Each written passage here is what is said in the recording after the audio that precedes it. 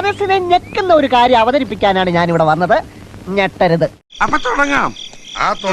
രേണുസുധിയുടെ പുതിയ വിഷു ചിത്രങ്ങൾ കണ്ട് കൈയടിക്കുന്നവരെക്കാളും കൂടുതലും മോശം കമന്റുകൾ ഇടുന്നവരാണ്. എന്നെ മനഃപൂർവ്വം കരിവാരിത്തേക്കാൻ കുറച്ച് ആൾക്കാർ ഇറങ്ങിയിരിക്കുകയാണ്. എന്റെ പൊന്നു ചേച്ചി, നെഗറ്റീവ് ആണെന്ന് വിചാരിക്കരുത്. ഭർത്താവ് മരിച്ചുപോയ ഒരു സ്ത്രീയെ മറ്റൊരു സ്ത്രീ താഴ്ത്തുകയുമല്ല. Cool down KRP, cool down. നമുക്ക് പിന്നെ നിയമപരമായി തന്നെ ഒതുക്കാം. തന്റെ കാര്യം ഞാൻ ഏറ്റു. കൊല്ലം സുധി ഒരുപാട് ആളുകൾക്ക് ഇഷ്ടമാണ്. ആ ഒരു ഇഷ്ടം ചേച്ചിയോടുമുണ്ട്. പക്ഷെ പക്വതക്കുറവ് കൊണ്ട് അത് ഇല്ലാതാക്കരുത്. സമാധാനമായല്ലോ. രണ്ട് മക്കളുടെ അമ്മയായതുകൊണ്ട് പക്വത ഉണ്ടാകണമെന്നില്ല. അനുഭവങ്ങളിൽ നിന്നും ഉണ്ടാവേണ്ടതാണ് അത്. ഒരു കൈവതം നാറ്റുകരുത്. ഒന്നുമില്ലെങ്കിലും രണ്ട് ആൺമക്കളല്ലേ വളർന്നു വരുന്നത്. നാളെ അവർ തള്ളി പറയുന്ന ഒരു അവസ്ഥ ഉണ്ടാകരുത്.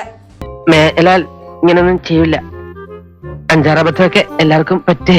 പിന്നെ ചെയ്തതും ചെയ്യുന്നതുമൊക്കെ വെറുതെ ആകുമെന്നായിരുന്നു സേതുലക്ഷ്മിയുടെ വിമർശനം. തുണി ഊരിയാണോ സ്ട്രോങ് വുമൺ ആകുന്നത്? എന്താ ഉറക്കം വരുന്നു. എല്ലാം സുധിച്ചേട്ടന് വേണ്ടിയാണല്ലോ ആശ്വാസം. ഇനി സുധിച്ചേട്ടന് വേണ്ടി യസ്മ സീരീസിലും കയറും.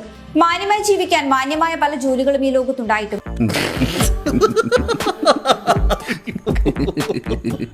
പബ്ലിക്കിന്റെ മുന്നിൽ തുണി ഉരിയുന്ന തൊഴിൽ തന്നെ സ്വീകരിച്ച ഭാര്യയെ കാണുന്ന സുധിച്ചേട്ടന്റെ ആത്മാവ്. ചേച്ചി ഒരുപാട് ഇഷ്ടപ്പെടുന്ന ഒരാളാണ് ഞാൻ. നീ എന്തിനാണ് റോട്ടിൽ കൂടെ പോണ ഏണിയൊക്കെ പിടിക്കണത്?